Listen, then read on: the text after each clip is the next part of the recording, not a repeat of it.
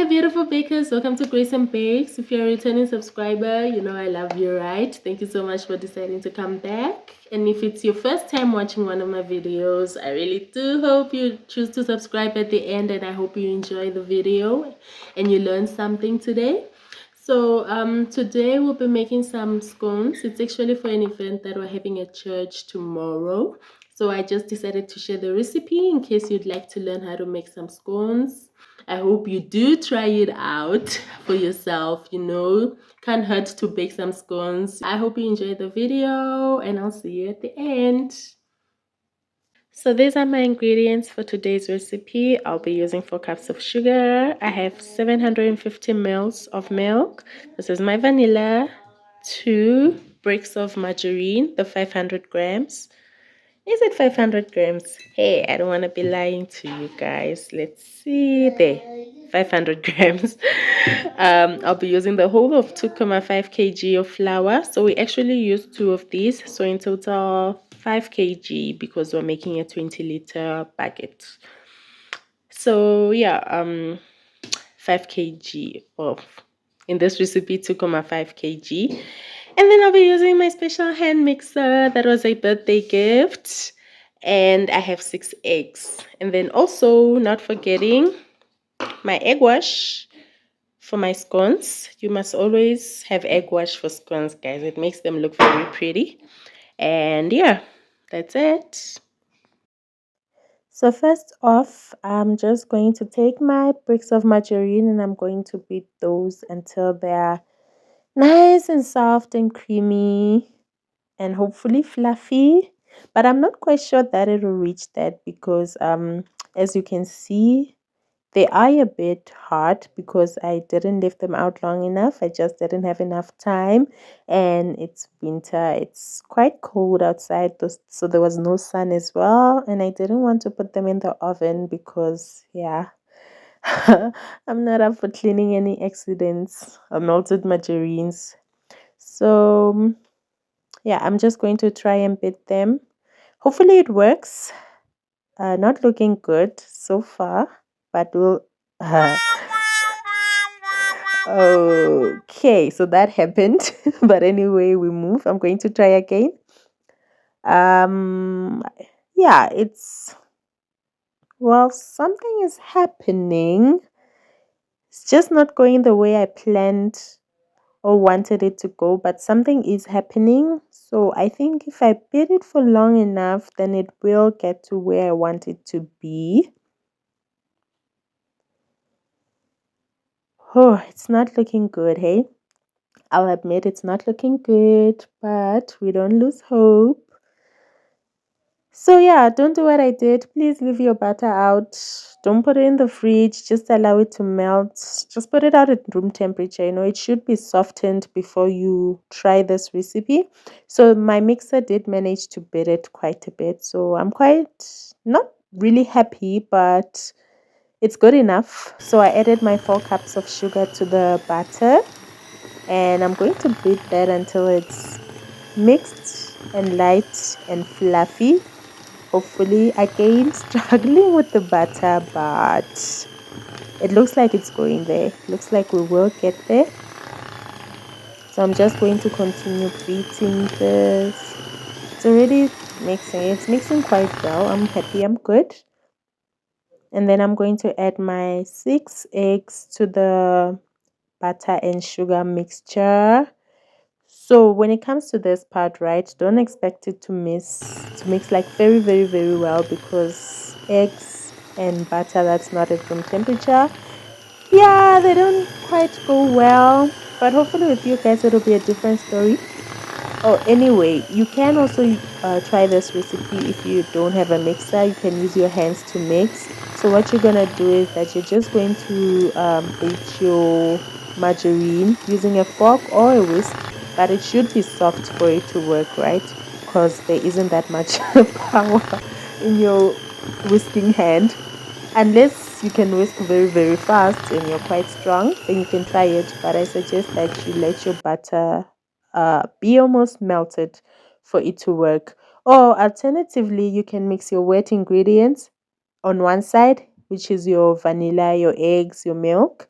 And then on the other side, you'll mix your sugar, your flour, and then you'll, so like using your hands, you'll just mix in your margarine and just make sure that the margarine and flour are combined.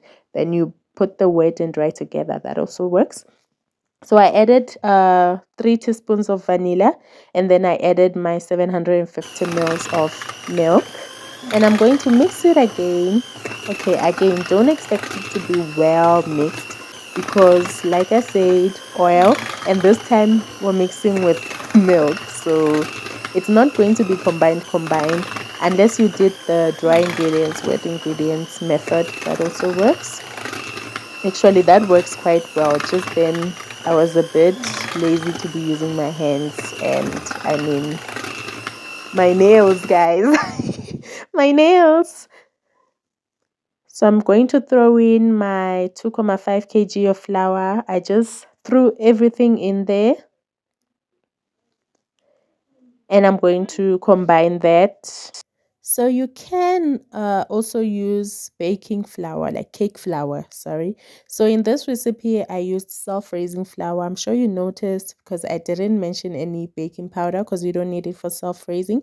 But if you're going to be using cake flour, then for every 3 cups of flour that you'll use, then you should use about 2 teaspoons of baking powder.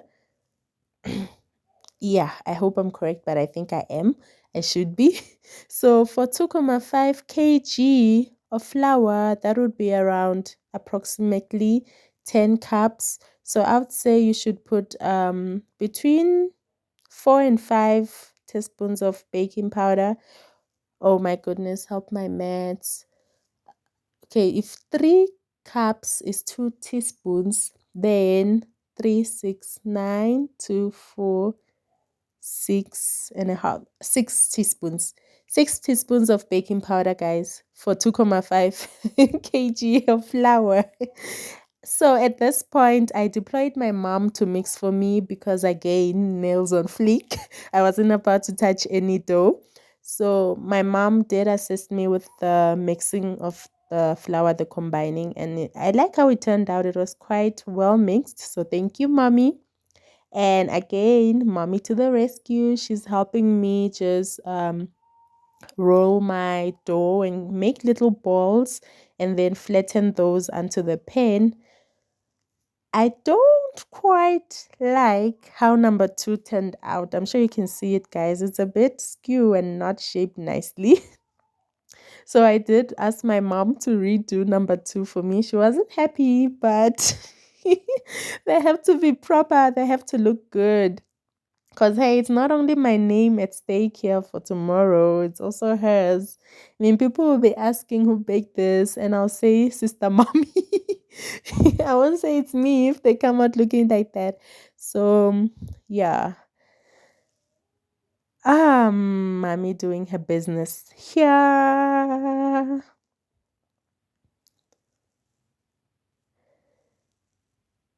Yay, we're changing number 2. Thank you, Mommy. I really didn't like that one. I did not like how it looked. So yeah, it's looking good so far. I hope they hold their shape. That's the one thing I'm praying for at this moment. I just need them to hold their shape. I need them to rise but still be shaped like that. So this is how they turned out. They look pretty good, pretty decent. The size is some sort of consistent. I won't complain. I like how they turned out. So the most important step, well, not most important, but very important, the egg wash. Always use egg wash on your cookies when you're baking scones. Just brush the top with an egg. So I beat 1 egg and then I whisked it and then I'm just brushing the top. If you don't have egg, you can also use milk. Milk also has the same effect on baked goodies. So yeah, done with the first pan. I'm going to throw this in the oven and I'm going to bake at 180 degrees for about 15 to 20 minutes. Unless your oven is very hot, because I know they do differ. Some are hotter than others. I know mine is not quite that hot. It's fairly hot. So 15 to 20 minutes does the trick. Some yours might bake in 10. Just keep checking it, just use a toothpick to poke the middle to see if it comes out nice and dry. And then you'll know that your cookies are done. So my second pan is going in. For this one, I wanted to save time because we're in South Africa and we have something called load shedding. So I just took my dough, and instead of making balls, I let mommy rest a little bit, and I just flattened the dough onto the pan. And when that is done, I'm going to cut it up into squares. So the second pan is out. I quite like how these ones turned out. They look much better than the first pan. Look at that brown, guys, that sheen on top. I am very happy with this one. Okay, the lighting is disappointing me here. I wish you could see them the way I see them, but I'm quite happy with this one as well. It also has that shimmer that the second pen has. I like the color. So I'm very happy with how these turned out. And like I said, for this one that we flattened and made like one huge loaf of cookies, I'm going to cut it up into squares. Like I'm trying, I'm giving it my all, guys, believe me or not. I'm really, really trying to make the lines straight, but it looks like I'm failing because these are not straight. They're not straight. But anyway, they still look decent. As long as they look decent, it's fine. As long as they still look appetizing when I'm done. But they were really not straight. Hey, there was no form of linearity or being even here. But yeah, they still looked good. So I'm happy. I'm really, really happy with the way this turned out, guys. And I hope that yours turn out the same. If you watched until this far, thank you so much. It means I did something right. It means you were following, and I hope that you were enjoying as well. Please, if you're going to try this, let me know how it turns out. Tell me if you're happy. Tell me if you'll try it again. That is all from me today, guys. This is how my bucket turned out. Thank you so much for watching this far. Please do like and subscribe to my channel. Thank you.